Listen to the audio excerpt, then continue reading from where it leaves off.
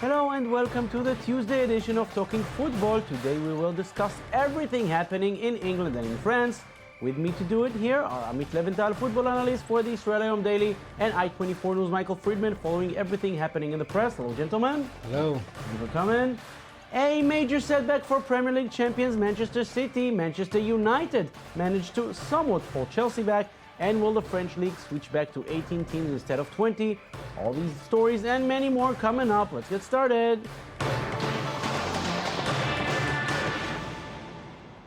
We begin with the Premier League, and Chelsea were on the brink of another victory, and a very prestigious one in Old Trafford, but it did not happen. A stoppage time equalizer by Robin van Persie meant that the Blues go back home only with a point. The match ended in a 1-1 draw.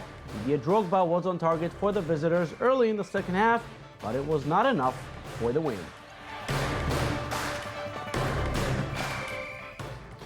Amit, other than Chelsea fans like Mr. Friedman here beside you, I think everyone in the Premier League is happy that Manchester United got the equalizer. Had they not done that, the Premier League would be almost over. Yes, I think it's too early to say over. You know, only 9 games, it's a quarter of a season. But yeah, without a doubt, Chelsea would have run away and no one seemed to be able to catch them. And actually, this Van Persie goal saved the league, saved Van Gaal, and saved Van Persie it's himself, because he also have a very poor start to the season and got a lot of criticism from the fans. So it was a very important goal for the league and for Van Persie as well. Now, it's always nice when you get a last-minute equalizer, but Manchester United is a team that has to win every game, especially at home. If they're happy with the draw at home, it shows where they are. Yeah, I think they're happy because the way this game unfolded, in the start of the match, Van Gaal say we need to win, we want to win. All the players said that, and in the end, when you are losing and to a by far a quality team like Chelsea, it's undoubtedly that Chelsea are now better than Manchester United. No one will say otherwise. And then in the last minute, in the extra time, they managed to equalize. So yes, they say maybe they saved the season. When we look at the end of the season, if Manchester United will finish in the top 4, and now they get a good run, that's where it started. That's where that's where we look. And Michael, what is British media saying about this? So the Daily Mail reported that Louis van Gaal called Robin van Persie's stupid for ripping off his shirt for the after-time added time equalizer. He could have gotten a red card there. He could have. He already had a yellow card already, so it was very likely that if the ref wanted to, he could have booked him and sent him off, which wouldn't have mattered. But also, Jose Mourinho was furious with the call with Branislava Ivanovic was sent off, and why was he sent off and that Van Persie wasn't.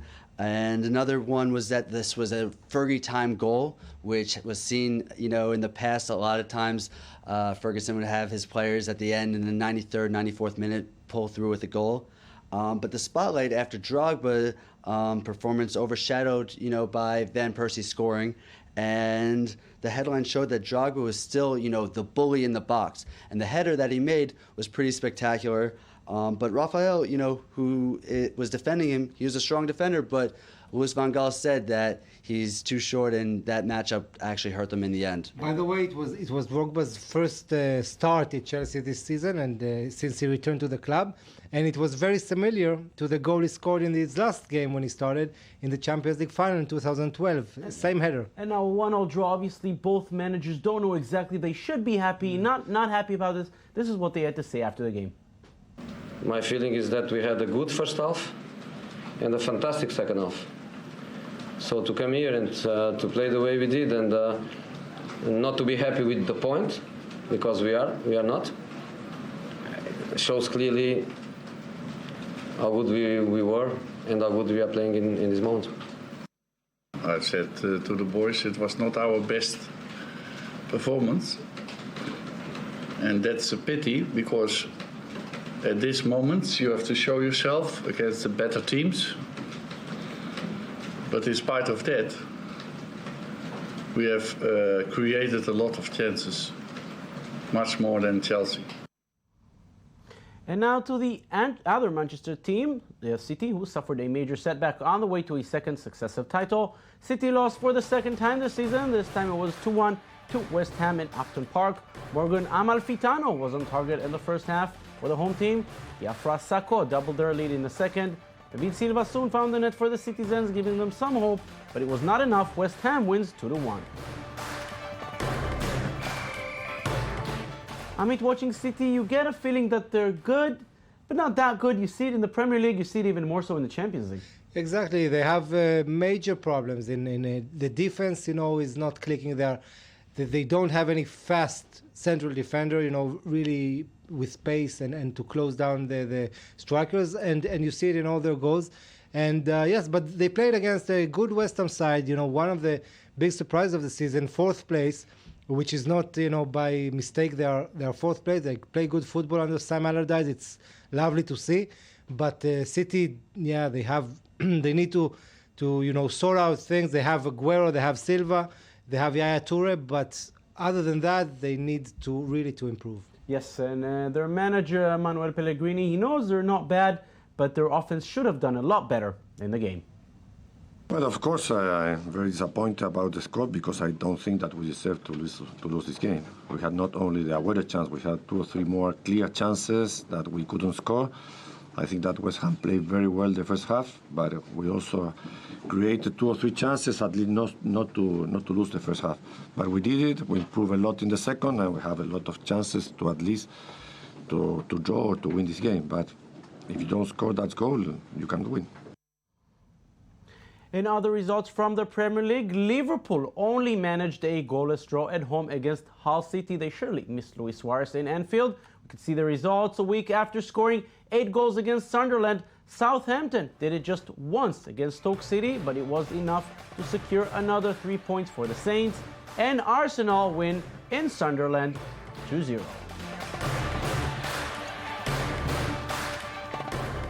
And these are the Premier League rankings. Chelsea are first with 23 points, 4 more than Southampton in second. Manchester City is third with 17. West Ham, we spoke about them being a good surprise with 16 points, and 3 teams with 14. Arsenal, Swansea, and Liverpool. Manchester United is only 8th with 13.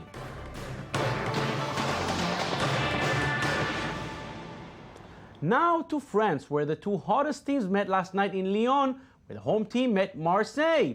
Marcelo Bielsa's team came on the back of 8 consecutive victories, but that's where it ended. Yohan Gourcuff scored the only goal of the match, and Lyon now won 5 of their last 7 matches, showing that maybe we should also consider them, and not just Marseille and Paris Saint-Germain, as title contenders. Amit, Lyon looks in great form. Let's remember when in the previous decade, if you spoke of champions in France, that would be Lyon. Are they back there or not yet? Not yet. Well, they won 7 titles in a row in the start of this century, and with fantastic football, also getting to the latter stages of the Champions League, the quarterfinals every year. And and they didn't have any competition. It's different story. They had a very poor start to this season, but what's maybe the best thing that happened to them when they opened the season so badly was getting out in the qualifying stages from the Europa League, which now they don't need to play these Thursdays, Sundays. So they have 1 game a so week. they could exactly they can concentrate on the league, and they also, after 2-3 bad results in the league, they started to get together and they play much better. They were better than Marseille yesterday. They are only 4 points, I think, from the top spot, lying in third. Certainly they can finish in the third or second place, get back to the Champions League. That's their main goal. And Marseille, we spoke about them a lot. Still, one no defeat is not that bad, and looking at the record so far in France, they're good. Will they continue, or is this the start of the Bielsa fatigue, perhaps? Well, you must admit you don't expect Marseille with this squad. By the way, in the summer, Marseille squad, I think they even got worse than last season because they lost Mathieu Valbuena, one of the best players. So it's a miracle what Bielsa is doing. I don't think second place will be a major success. Considering Monaco and Lyon and the others that are in this league. But PSG, with all the finances and all the players, they got a huge squad to deal with. It looks like too big for them to handle. But Bielsa is maybe a magician, I think. We'll see that in a while. It's fascinating. What is the press saying, Michael, about Lyon? Are they for real? All the headlines are pretty much the same. The Bleacher Report said Lyon stopped Marseille winning run. So this win was very big for Lyon and also for the league itself. The press is also joining in. It's the big bandwagon, the hype of Lyon, and they are looked at as the title contender in the race. Marseille also were not able to break the little hoodoo spell that's said. They're not able to win since 2007. So very interesting indeed. Lyon, are they back on the wagon? Again, we'll follow them in the next few weeks. Now to the champions, we're surely happy to see Marseille losing. Day before they beat Bordeaux 3-0 at home. Zlatan is out due to injury. Cavani saw the red card last week. Still no problem for Paris Saint-Germain. Lucas Moura scored twice. Ezequiel Lavazzi added one more. PSG wins 3-0. Amit, this is exactly where you see what you just mentioned, their power. No Zlatan, no Cavani, no problem. No problem, yes, but they had, actually, this is the first time this season that they put together 2 wins in a row. It didn't happen until now, though they are the only undefeated side in Europe other than Chelsea. I think Chelsea and Paris are the only 2 teams who have no losses. At home, not in Champions League. Yeah, in any competition. But they had too many draws. And they got 2 penalties, so I think the result is a little bit unfair towards Toulouse. But Paris, of course, is a much better team, and they need to now to be, to get better and be, consistent each day. Every game to be consistent because they have 4 points gap still to close on Marseille. And now the rumors are Zlatan may be out until the second half of the season, until January. How can they manage? It's a mystery what's going on. No one actually knows about this injury. He didn't even play at the end of last season. If he comes back in January, it's 8 months with hardly playing. Yes, and the rumors or what we were told by the club was that he suffers from a heel injury.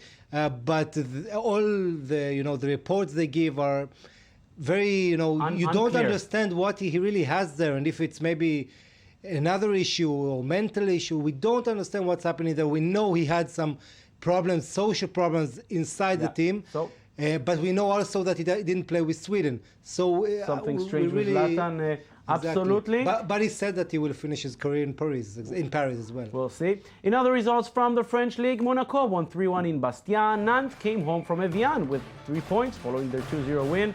There was a remarkable result in Guingamp where Nice won 7-2 and Saint-Etienne are still up strong after beating Metz 1-0 at home. Despite losing, Marseille are still first with 25 points, but their lead over PSG at second is now down to just 4 points. And look at Lyon, who are just a point behind the champions. Same as Saint-Etienne. Nantes is fifth with 19 points. Just like La Liga and the Premier League, the French League has 20 teams, but it's not as successful as the other two. Maybe the battle that is in an 8-team league, such as the very successful Bundesliga. Many people think the reduction is the way for the French League, which has dropped to 6th in Europe, to bounce back. Lise Barnbaum and Michael Friedman with a story. One of the oldest debates in French football is whether or not Ligue 1 should have 18 or 20 clubs. There were only 18 clubs between 1997 and 2002 in Ligue 1, but now currently hold 20 teams. The president of the French Football League, Frédéric Thiriez, believes that back when it was 18 teams, it reduced the schedule and increased the TV distribution for clubs.